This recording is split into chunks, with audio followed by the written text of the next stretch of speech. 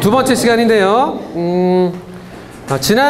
어제 이제 말씀드렸던 것들을 잠깐 요약을 하면서 지난 시간을 시작하고 싶습니다. 어제 이제 말씀드렸었는데요. 우리가 하나님의 생명으로 태어나지 않았다면은 사실은 여러분들이 살아있는 것처럼 보여도 죽은 것이다 라는 말씀을 드렸습니다. 그리고 이 하나님의 생명으로 태어난다는 것은 이 하나님의 숨결이신 성령으로 태어나는 것이라고 말씀을 드렸어요. 이 숨결을 다시 받는 것이었고, 그 이 숨결을 다시 얻기 위해서 우리가 이 하나님의 숨결이 깃들여져 있는 하나님 말씀으로 가야 된다. 우리가 이 하나님 말씀 앞으로 나아갈 때 하나님께서 우리에게 다시 그 생명의 호흡을 불어 넣어주시고, 그럴 때 우리가 살아있게 된다, 살아나게 된다라는 말씀을 드렸습니다. 그리고 그 살아난 것은 다시 한번, 그래서 옛날 처음 아담을 창조할 때 하나님께서 하나님의 형상대로 창조하셨던 것처럼 이제 다시 우리로 하나님의 형상을 회복하도록 하는 그런 출발점이 된다라고 말씀을 드렸어요. 그래서 이것을 이렇게 한번 정리를 해봤습니다. 생명과 성장이라는 제목으로 해서 하나님의 숨결로 새로 태어나서 잃었던 하나님의 형상을 되찾아가는 것이다. 그래서 하나님이 만드신 목적에 맞는 사람이 되어가는 것이다. 이게 바로 성장이고 우리가 자라나가는 방향이어야 돼요. 우리의 변화의 목표, 우리의 성장의 목표가 바로 이거예요. 잃었던 하나님의 형상을 되찾는 것이고, 하나님이 원래 우리를 만드신 목적에 맞는 사람이 되는 게 참된 성장이에요. 그리고 그것은 다른 말로 하면은 하나님이 원래 여러분을 만드신 대로의 여러분이 되어가는 것, 그것이 성장이라고 말씀을 드릴 수 있습니다. 성장은 그냥 키가 크고 그냥 얼굴이 좀 잘생겨지고 좀 지식이 좀 더 많아지고 조금 더 그냥 마음이 좀 너그러워지고 이 정도가 성장이 아니에요. 그리고 또는 성장은 어떤 위대한 위인들의 어떤 모양을 본따서 나도 저 사람처럼 되어가야겠다라고 달려가는 게 성장이 아니에요. 하나님께서는 우리에게 그런 걸 원하지 않으세요. 하나님이 우리에게 생명을 다시 주시고 다시 우리가 그 생명 안에서 자라나기를 원하시는데, 그 목표와 그 방향은 바로 이것입니다. 하나님이 원래 나를 만드신 그 내가 되는 것, 그게 우리 성장의 목표예요. 여러분, 이것을 꼭 기억하셔야 돼요. 난 누구처럼 될 거야. 우리 어렸을 때 그런 생각들을 많이 하는데 그거 물론 좋습니다. 그러나 여러분이 백날 노력해도 그 사람처럼 되진 않아요. 그 사람이 될 수가 없어요. 그 사람은 그 사람이고 나는 나인 거예요. 우리가 그런 분들에게 배울 수 있는 거는 그런 분들이 그런 어떤 자기들의 삶을 살아낼 수 있었던 그 과정에서의 어떤 삶의 태도들, 그런 것들을 우리가 배우는 것이지 내가 그 사람이 될 수는 없는 거예요. 나는 그런 태도를 통해서, 그런 태도를 배워서 나도 그 사람들이 정말 그 사람의 인생을 살았던 것처럼 나도 정말 하나님이 원하신 내 인생을 살아가는 것, 그게 우리의 목적이어야 되고 목표여야 되는 거예요. 사람을 하나님의 형상대로 만드셨다고 하셨을 때 그 하나님의 형상을 우리 예수님이 살아내신 거예요. 이 땅에서요. 우리가 성장한다. 그래서 우리가 하나님의 형상을 회복한다. 우리가 원래 하나님께서 만드신 나를 다시 얻는다. 이것은 그래서 이 잃어버렸던 하나님의 형상, 그 형상을 나타내 보이신 우리 예수님을 본받아 가는 것입니다. 그러니까 우리가 성경을 잘 봐야 되는 거예요. 예수님은 어떤 삶을 사셨지?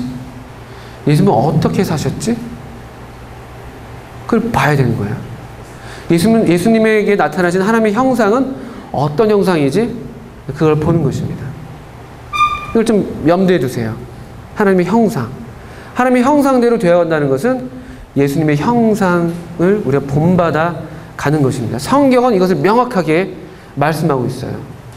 후에 조금 더 구체적으로 이제 설명을 드리겠습니다. 우리 성령님께서 하시는 일을 조금 더 살펴볼 텐데요. 성령님께서 먼저 하시는 일은 아까 고린도후서 3장 18절에서 봤던 것처럼 우리 삶에 들어오셔서 우리로 그분의 형상대로, 꼭 닮은 형상대로 변화시키시는 일을 이제 성령님이 하세요.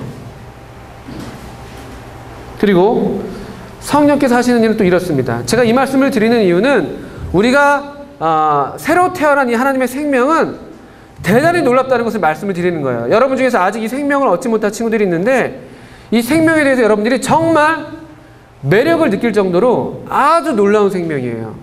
보여드릴게요. 사도행전 1장 8절 말씀인데요. 이런 말씀이 있습니다. 성령이 우리에게 오실 때 일어나는 일이에요. 오직 성령이 너에게 임하시면 너희가 뭘 받는다고요? 권능이에요. 권능. 권능은요 파워예요. 파워. 힘. 그래서 땅 끝까지 이르러 내 증인이 되리라 라고 약속하신 말씀이에요. 성령님이 오시면요 권능을 받게 돼 있는 거예요. 내 속에서 없는 힘을 쥐어짜는 게 아니고요. 성령님이 우리 안에 오시면요. 성령님께서 우리 안에서 이게 활동하시면요. 없던 힘이 생겨나는 거예요. 우리의 삶이요. 힘 있는 삶이 돼요. 여러분들이 오해를 갖고 있는 경우가 많아요. 우리 예수님 잘 믿는 사람들, 뭐 경건한 사람들 이 이미지를 딱 그리면요. 뭔가 세상 사람들도 그래요. 아주 나약하고 맨날 굽신굽신대고 막 아유 뭐 제가 뭘 아유 뭐 맨날 세상에서 당하고 막 아유 뭐 그래 뭐 아유 뭐 네가 다 가져 뭐 내가 뭘 뭐 이게 약간 비굴 모드의 어떤 이미지를 그려내는 경우들이 종종 있어요. 그리스도인.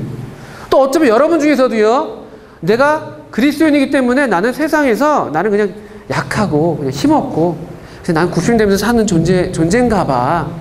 학교에서도 그냥 그렇게 살아가면서 불필요하게 힘들게 살아가는 친구들도 있어요. 그러면서 가끔 착각하는 거예요. 그런 삶을 예수님을 위해서 고난받는 삶이라고 생각하는 경우들이 있는 거예요. 내가 예수님 믿어서 이렇게 애들한테 당하나 봐. 내가 예수님 믿으니까 조금 뭐 더 당하고 애들이 내 옷 뺏어가도 뭐 어쩔 수 없지. 난 예수님 믿으니까. 근데 그렇지 않아요. 물론 그런 부당한 어떤 일들을 예수님 때문에 당하는 경우도 있어요. 그러나 일반적으로 성령께서 우리에게 약속하신 이 생명의 삶은요. 권능의 삶이에요. 그리고 이 권능의 삶은 그래서 뭐 어깨에 힘이 딱 들어와서 애들 앞에서 애들을 막 부리고 이런 삶이 아니에요. 권능을 받으면 어떤 삶이 되냐면요. 보세요. 권능을 받아서 어떻게 된다고요? 땅 끝까지 이르러 증인이 되는 삶이 되는 거예요. 이 힘은요. 우리를 어디로 몰아내냐면요. 땅 끝으로 몰아내는 힘이에요. 아무도 가지 않으려는 곳에 가게 하는 힘이에요. 누구도 가지 않으려는 곳으로 우리로 가게 하는 힘인 거예요. 누구도 땅 끝에 가기를 원치 않아요. 가고 싶으세요? 서울의 인구가 1,300만 명이에요. 대한민국 인구가 몇 명이죠? 네, 지금 한 5천만이라고 얘기하죠. 무려 뭐 5분의 1 이상, 뭐 4분의 1 가깝게 서울로 다 몰려들고 있어요. 왜요? 사람들은요, 다 중심에 있기를 원해요. 그렇지 않아요? 여러분 학교에서 학급에서 중심에 있고 싶지 않으세요? 뭔가 애들로부터 딱 한가운데에서 인정받는 그런, 딱 한가운데에서 중심이 되는 그런 인물들. 다 그걸 꿈꿔요, 사람들이요. 그게 하나님의 생명이 없는 사람들의 삶의 특징이에요. 다 주인공이, 다 중심이 되기를 원해요. 세상이 다 나를 중심으로 돌아가기를 원해요, 다. 그래서 그 사람들은 힘을 추구해요. 없는 힘을 얻으려고 해요. 그래서 돈을 많이 얻으면은 힘이 생기겠지? 그럼 내가 중심에 서겠지? 또 내가 어떤 뭐 좋은 대학을 가면은, 좋은 직장을 하면 힘이 생기겠지? 그럼 내가 중심에 서겠지? 사람들이 다 나를 중심으로 해서 딱 헤쳐 모여 하겠지? 이 하나님의 생명이 없는 사람들은요, 없는 힘을 쥐어짜고 만들어내서 자기를 중심에 두려고 발버둥 치는 거예요. 그런데요, 이 성령님이 우리 안에 오시는 삶은요, 없던 힘을 쥐어짜는 게 아니고 없던 힘이 우리 안에서 생겨나요. 그리고 이 힘은요, 우리로 중심으로 몰아서는 게 아니고 변두리로 가게 해요. 세상 끝으로 가게 하는 거예요. 그 힘이 우리가 얻는 거예요. 아무도 내 학급에서 아무도 어떤 친구는 아무도 돌아보지 않는 정말 그런 외로운 친구들이 있는데 아무도 그 변두리로 가기를 원치 않잖아요. 왜? 나도 가면은 같은 취급 받을까봐. 학급에 그런 친구들 있지 않습니까? 뭔가 친구들이 이렇게 좀 막 손가락질하고 함께 하기를 원치 않는 그런 친구들 있잖아요. 그렇죠? 있어요. 걔네들 옆에 우리도 가고 싶어 하지 않잖아요. 왜? 같이 가면은 그 옆에 가면 다 같은 취급 받을까봐. 근데 제가 믿기로는요, 이 성령님으로 사는 사람은, 이 권능이 있는 사람은요, 그런 변두리로 가는 거예요. 그런 힘이 생기는 거예요. 그건 힘이에요. 대단한 힘이 아니고는 그렇게 할 수가 없어요. 대단한 용기가 아니고서는 그런 일은 일어날 수가 없어요. 이건 성령님이 아니고서는 그런 일은 일어날 수가 없는 거예요. 우리의 본성이 그렇지 않기 때문에. 우리의 본성은 중심. 어떻게든 나는 힘센 친구 옆에 붙어가지고 그 힘센 친구가 누리는 그런, 중심에서 누리는 그런 달콤한 것들을 같이 나도 좀 누리고 싶어 하는 게 우리 본성이잖아요. 근데 이 성령님이 우리 안에 오신 삶은요, 이 당당한 힘이 생기는 거예요. 누가 뭐라고 그래도 가는 거예요. 가서 무슨 일을 하냐면요, 증인이 되는 거예요. 예수님을 나타내는 거예요. 왜요? 예수님이 이 땅에 오셨을 때 중심에서 계셨나요? 예수님이 이 땅에 오셨을 때 이 세상의 지도자급 사람들로부터 막 박수와 갈채를 받으셨나요? 아니에요. 우리가 예수님의 형상대로 된다는 건데요, 예수님은 이 땅에 오셨을 때요, 항상 변두리로 가셨어요. 아무도 가지 않는 곳을 가셨어요. 찾아가신 분이에요. 우리가 아는 대로 사마리아를 지나가시면서 그 참 죄인인 한 여자를 만나셨고요. 아무도 찾아가지 않는 그런 무덤, 그 무덤에 가기 위해서 그 풍랑을 만나면서도 무덤에 가신 거예요. 가서 그냥 무덤 사이를 막 다니는 정말 귀신 들린 사람을 찾아갔죠. 아무도 그 사람을 어떻게 할 수가 없었던 사람인데 찾아가서 그 사람을 온전케 하는 거예요. 그 당시에 바리새인과 서기관들이 예수님을 비난했어요. 무슨 이유로 비난했는지 아세요? 저 사람은 세리와 죄인의 친구야. 저 사람은 세리와 죄인들과 함께 먹어. 저 사람은 먹기를 탐하고 마시기를 좋아하는 사람이야. 그게 무슨 말이냐면, 오늘날로 풀면요, 친구들이 여러분 비난하는 거예요. 쟤는 저 찌질한 애랑 같이 밥을 먹네? 쟤는 저 찌질한 애랑 같이 놀고 있네? 손가락질하는 거죠. 예수님은 그런 삶을 사셨어요. 근데 그 삶이 하나도 위축된 삶이 아니었어요. 왜냐하면 그게 예수님이에요. 그게 하나님이에요. 성령님은 그런 일을 하시는 거예요. 성령님은 살려주시는 분이에요. 성령님은 생명의 호흡이기 때문에 우리로 용감하게 가서 살려주는 일을 하게 하시는 분이세요. 우리로 그런 삶을 살게 하시는 분이세요. 놀랍지 않아요? 그런 용기가 생겨요. 그런 힘이 생겨요. 아무도 가지 않는 곳에 가고 싶은 마음들이 불쑥불쑥 생기는 거예요. 사람들이 꺼리는 사람 옆에 앉고 싶은 마음이 생기는 거예요. 왜? 모르겠어요. 이유가 없어요. 근데 우리 안에 있는 성령님이 우리를 그렇게 내모는 거예요. 땅끝으로. 이 말씀이 우리의 두 가지 면에서 위로가 되고 또 도전이 되는데, 혹시 우리 중에 그런 변두리에, 나는 중심에 있지 않고 나는 땅끝에 있는 것 같아, 나는 변두리에 아무도 나를 알아주지 않아, 아무도 나와 함께 하기를 원하지 않아, 이런 친구들이 있다면요, 위로를 얻으실 수 있어요. 왜냐하면 우리 성령님은, 이 생명의 숨결이 성령님은 바로 그런 여러분을 찾아가셔요. 그런 여러분에게 생명의 호흡을 불어넣어 주시는 분이세요. 그래서 그런 여러분으로 권능을 얻게 하셔서 여러분이 살아나게 하시는 분이에요. 주눅들 필요 없어요. 위축될 필요 없어요. 성령님이 그런 여러분을 찾아가십니다. 또 먼저 그런 생명의 호흡을 받으신 분들이 계시다면요, 이게 여러분에게 도전이 되고 또 용기가 되어야 되는 것입니다. 여러분들이 그 힘이 여러분을 땅끝으로 몰아가게 하시는 거예요. 거부할 수 없어요. 성령님이 우리 안에 역사하시면 우리 삶이 그렇게 돼요. 증인의 삶을 살게 되는데 땅끝까지 가게 되는 삶이에요. 중심에 머물지 않아요. 중심에 머물지 않아요. 아무도 원하지 않는 길을 가게 하는 게 성령님이 하시는 일이에요. 또 우리 성령님이 하시는 일을 말씀을 드리겠습니다. 사도행전 2장인데요. 사도행전 2장에는 말세에 내가 내 영으로 모든 육체에게 부어주리니 너희의 자녀들은 예언할 것이요 너희의 젊은이들은 환상을 보고 너희의 늙은이들은 꿈을 꾸리라. 사도행전 2장 17절에 있는 말씀입니다. 성령님이 임하셨을 때 나타나는 특징이에요. 보세요. 자녀들은 예언하고 젊은이는 환상을 보고 늙은이는 꿈을 꾼대요. 제가 예언, 환상, 꿈을 좀 굵은 글씨로 표시했는데 이 세 가지 단어가 어떤 공통점이 있는 것 같아요? 예언, 환상, 꿈. 어떤 공통점이 있는 것 같아요? 미래. 은광이에요, 은광이. 스티커. 아, 대선이? 휴지 있다, 휴지. 자, 죄송합니다. 미래.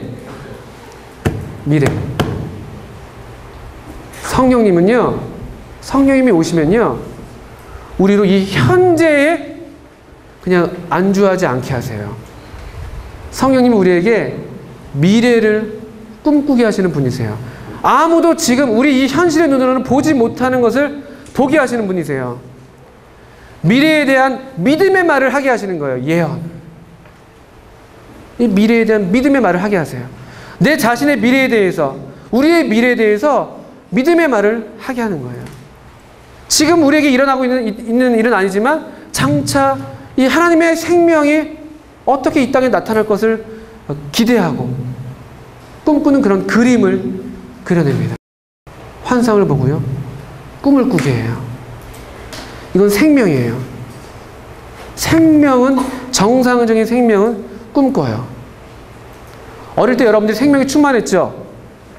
어릴 때 생명이 충만할 때 특징이 뭐예요? 어릴 때의 특징. 꿈이 아주 원대합니다. 대통령이 꿈이 아니었던 친구가 없어요. 그렇죠? 다 과학자, 대통령, 그 모든 위인전 읽을 때마다 다 그 위인들이 이제 제가 되는 거죠. 근데 갈수록 지금 자네 꿈이 뭔가? 없는데요. 이렇게 되는 거예요. 그렇잖아요. 실제로 그래요. 많은 친구들이 그래요. 어릴 때는요, 꿈이 원대해요. 지금은요, 갈수록 꿈이 점점 좋게 말하면 현실적이 되고, 좋게 말하면 좀 더 실제적이고 구체적이 되는 것이고요. 나쁘게 말하면요, 꿈이 점점 오그라들어요. 왠지 아세요? 어릴 땐 그래도 우리가 생명력이 충만하거든요. 그래도 더. 근데 살아가면서 이 땅이 우리로 이 생명의 호흡을 하지 못하게 올가매는 세상이, 어제 말씀 들으셨잖아요. 공중의 권세 잡은 자가 지금 사탄이에요. 사탄은 죽음이에요. 사탄은 죽이는 영이에요. 사탄은 우리로 이 호흡을 쉬지 못하게 해요. 여러분으로 여러분의 숨을 못 쉬게 해요. 계속 다그치죠. 빨리 뭔가 가야만 될 것 같아요. 공부해라 막 해요. 정신없이 뛰어다녀요. 숨이 항상 가빠요. 맨날 힘들어 죽겠어요. 피곤해 죽겠어요. 심지어 좋을 때도 좋아 죽겠어요. 이게 세상이에요. 이게 사단이 하는 일이에요. 좋아 보이지만 그것도 우리를 사실 죽이는 일들이에요. 사실은요. 그래서 이 세상이 여러분들을 굉장히 지금 여러분의 숨을 못 쉬게 만들잖아요. 꿈이 없어요. 의진이가 나쁘다는 얘기가 아니고 사실 이 세상이 지금 그래요. 사람들을 꿈꾸지 못하게 해요. 제가 중학교 1학년 친구들한테 물어봤어요. 장래 희망이 뭐니? 네! 꿈이 있어요. 강남에 빌딩 한 2채는 있어야죠.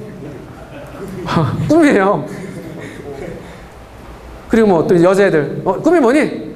저기요. 저 일단은, 일단 예뻐져가지고요. 저기 돈 많고 잘생긴 남자 만나면 되죠, 이게 꿈이에요, 꿈. 이게 꿈이래요.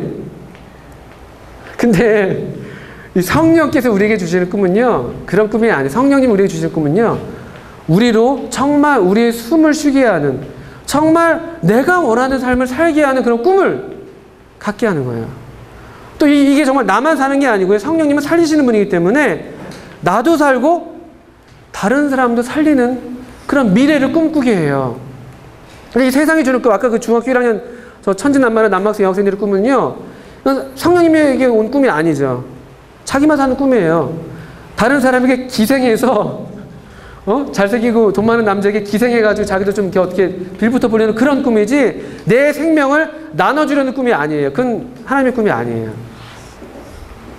성령님이 우리에게 주시는 꿈은요, 우리로 정말 우리의 삶을 살게 하고, 내가 정말 원하는 삶을 살게 하고, 정말 내 마음의 어떤 소원대로 살게 하고, 그리고 그 소원이 다른 사람들의 필요와 만나는 삶, 다른 사람들을 살리는 삶, 나도 살고 다른 사람도 살리는 그런 꿈을 꾸게 하는 거예요. 놀라워요. 성령님이 우리가 하시는 일이 이런 일들이에요. 여기 선생님들이 앉아 계세요. 선생님들이 왜 여기 오셨는지 아세요? 할 일이 없어서요. 1번 할 일이 없어서, 2번 갈 곳이 없어서, 3번 먹고 잘 곳이 없어서, 4번 뭘까요? 왜 왔다고 생각하세요?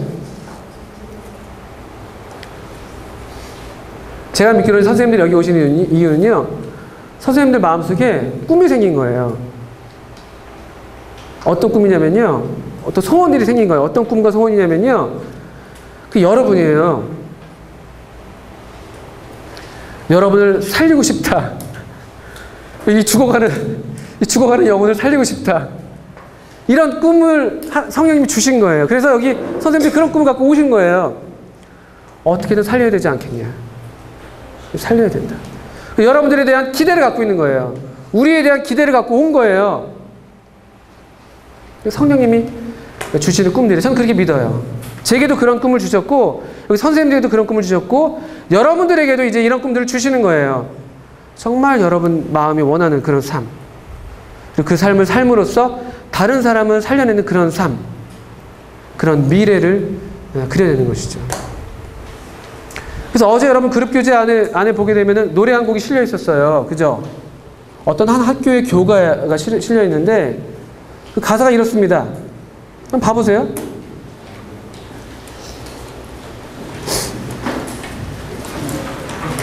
이런 교가 가사죠. 간디학교라는 그런 대안학교예요. 대안학교인데 이 학교를 이 학교가 좋다, 찬양한다 이런 얘기가 아니고, 교가가 참 마음에 와닿아서 여기다 실어놨는데 이런 가사입니다. 꿈꾸지 않으면 뭐라고요? 사는 게 아니에요. 여러분이 사는 것처럼 보여도 꿈꾸지 않으면 사는 게 아니고 굉장히 성경적이에요. 제가 보기에는. 생명의 숨결이신, 하나님의 숨결이신 성령님은 우리를 살리셔서 우리에게 꿈을 꾸게 하시는 분이에요. 꿈꾸지 않으면 사는 게 아닙니다. 또요? 그 다음 가사는 뭡니까? 또 어떻게 하지 않으면 사는 게 아니라고요? 사랑하지 않으면 사는 게 아니에요. 다른 사람을 살리는, 사랑은 다른 사람을 살리는 거예요. 사랑하지 않으면 그것도 사는 게 아니에요. 여러분이 산다고 하지만, 그러나 정말 이런 꿈을 꾸지 않고 사랑하지 않는다면은 사실 사는 게 아닙니다. 성령님이 우리에게 주시는 꿈, 그 꿈은 다른 사람을 살리고 사랑하는 그런 꿈이라고 믿습니다. 우리에게 그런 꿈들을 주세요. 아주 그냥 흥분되는 일이에요. 하나님께서 우리에게 이런 꿈을 주실 때, 이 꿈은 우리로 그냥 무기력하게 주저앉게 만드는 꿈이 아니고요, 정말 흥분되게 만드는 일이에요. 힘이에요. 힘. 권능이에요. 그래서 성령께서 하시는 일을 다른 성경은 이렇게 말씀하고 있어요. 로마서 8장에서는 8장 2절을 조금 다른 번역에서 이렇게 번역했습니다. 이제 새로운 뭐가 움직인다고요? 힘이에요. 힘. 그리스도 안에 있는 생명의 성령이 세찬 바람처럼 불어와서, 우리 어제 말씀드렸죠. 성령님이라는 단어는 무슨 단어라고요? 바람, 숨, 이런 뜻이거든요. 이 성령님이요, 세찬 바람처럼, 생명의 성령이 세찬 바람처럼 불어와서요, 하늘의 구름을 모조리 걷어주었습니다. 어제 우리 해리포터 얘기를 해주셨는데, 누구예요? 볼드모트인가요? 볼드모트를 물리치고 나니까 호그와트 학교에 어두운 구름들이 싹 가셨다고 그랬잖아요. 마치 그런 일이에요. 생명의 성령의 법이 세찬 바람처럼 불어와서 우리에게 하시는 일이 뭐냐면요, 우리를 뒤덮고 있는 이 흑암에 우리를 죽이는 그런 이 어두움의 구름들을 다 걷어가는 거예요. 죄와 죽음이라는 잔혹한 폭군 밑에서 평생을 허덕거려야 했을 여러분을 해방시켜 주셨습니다. 성령님이 하시는 일입니다. 해방시켜 주셨습니다. 자유로운 삶을 살게 하세요. 세상에 매여 있지 않아요. 이 세상, 우리를 죽이는 이런 세상 시스템에 매이지 않습니다. 사람들이 다 가려는 곳에 가지 않는 것처럼 사람이 다 가지려고 하는 것을 다 갖지 않아요. 자유로워지는 거예요. 매이지 않아요. 그런 삶을 살게 하시는 게 성령님의 힘이에요. 자유로워요. 진짜 자유로워요. 여러분이 스마트폰을 다들 가지니까 나도 가지면 뭔가 될 것 같잖아요. 그런 분들, 그런 이제 조급증이 우리한테 있는데 계속 따라가는 거거든요. 알게 모르게 내가 돈이 많아서 그걸 산다고 생각하지만 알게 모르게 우리가 거기에 끌려다니는 경우들도 있어요. 때때로. 근데 이 성령님의 삶을 사는 사람들은 자유로워요. 어디에도 매이지 않아요. 왜냐면 바람이잖아요. 바람. 성령님은 바람이기 때문에요. 바람이 뭐 매이지 않아요. 보이지도 않고요. 어디서 불었다가 어디로 가는지도 몰라요. 어떻게 잴 수도 없어요. 겨우 재는 게 그냥 펄럭이는 깃발 같은 거 놓고 아, 바람이 지금 이렇게 불고 있구나. 이 방향으로 불고 있구나. 지금 뭐 풍속이 이 정도구나. 이 정도밖에 못 재지 이 바람을 우리가 어떻게 할 수가 없어요. 이 거대한 바람의 힘은 때때로 아주 무섭게 나타나잖아요. 뭐 미국에서 어떤 그런 토네이도 같은 그런 모양으로 나타나기도 하는데 이 바람이 한번 불면요. 누구도 걷잡을 수가 없어요. 누구도 이 바람을 막을 수가 없고 맬 수도 없어요. 성령님이 우리에게 오셔서 하시는 일은 그런 일을 하시는 것입니다.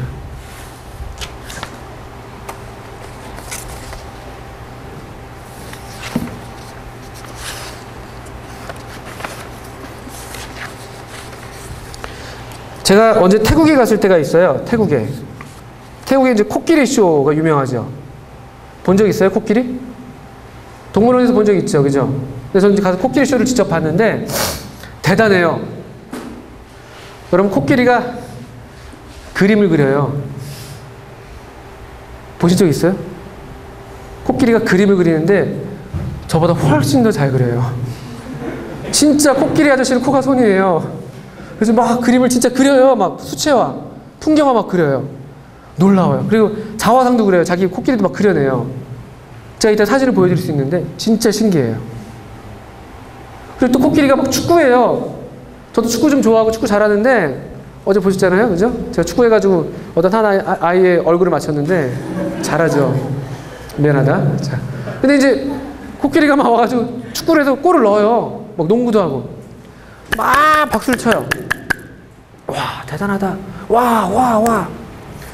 저도 막 박수를 쳤죠. 너무 신기해요. 근데 한편으로 좀 서글픈 거예요. 그렇게 좋지만 왠지 아세요? 코끼리가 어떻게 그렇게 됐죠? 조련사. 그 위에 올라탄 사람이요. 낫 같은 걸 들고 있어요. 낫이요. 낫을 들고 있어가지고 코끼리를 조련하는데 목덜미를 계속 찔러대는 거예요. 그 목이 하얘요. 껍질이 다 벗겨져 있어요. 하얘가지고.